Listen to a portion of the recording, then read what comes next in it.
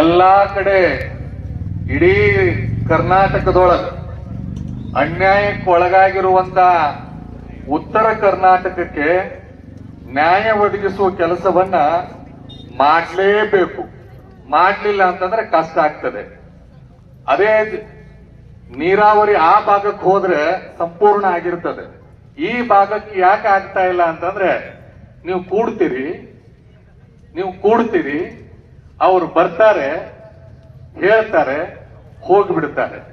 ಅದಕ್ಕೆ ಅವ್ರು ನಮ್ಮವರೇ ಆಗಿರೋದ್ರಿಂದ ಒಂದು ಕಡೆ ಅಧಿಕಾರಿಗಳಿಗೆ ವಿನಂತಿ, ಎರಡನೇದ್ದು ನಮ್ಮವರೇ ಆಗಿರುವುದರಿಂದ ನಾವು ಹಕ್ಕಿನಿಂದ ಹೇಳ್ತಾ ಇದ್ದೀವಿ, ನಾಳೆ ಅವರು ಹುಕ್ಕೇರಿ ತಾಲೂಕಿನೊಳಗೆ ಎಲ್ಲಾ ಕಡೆ ಹೋಗಿ ಏನಾಗಿದೆ ಅನ್ನೋದನ್ನ ನೋಡಿ ಅವರು ನಮಗೆ ನ್ಯಾಯ ಒದಗಿಸುವ ಕೆಲಸವನ್ನ ಮಾಡಲೇಬೇಕು. ಇದು ನಮ್ಮ ಆಗ್ರಹ. ಬರೀ ಹೇಳುದು ನಮ್ಮೆಲ್ಲ ಹೋರಾಟಕ್ಕೆ ಕರೀತಾರೆ, ಆದ್ರೆ ಫಲ ಇಲ್ಲ. ಏನಾದ್ರೂ ಅಕಸ್ಮಾತ್ತಾಗಿ ಕರ್ನಾಟಕದೊಳಗೆ ಕನ್ನಡ ಉಳಿಬೇಕಾಗಿತ್ತು ಅಂದ್ರೆ ನಾವೇ ಹೋಗ್ತೇವೆ.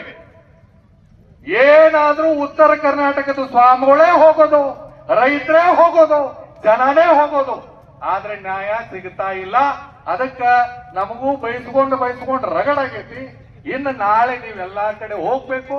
ನಾಳೆ ಸಂಜೆ ಒಳಗಡೆ ಏನು ಅನ್ನುವ ಪೂರ್ಣ ಮಾಹಿತಿಯನ್ನು ಕೊಡ್ಲೇಬೇಕು ಅನ್ನೋದು ಒಬ್ಬ ಸ್ವಾಮಿಗಳಾಗಿ ಜನರ ಧ್ವನಿಯಾಗಿ ಅವರಿಗೆ ಆಗ್ರಹವನ್ನ ಮಾಡ್ತಾ ಇದ್ದೀವಿ. ನಾಳೆ ಅವರು ಮಾಡಲೇಬೇಕು ಅನ್ನುವ ಆಗ್ರಹ ನಮ್ಮದು.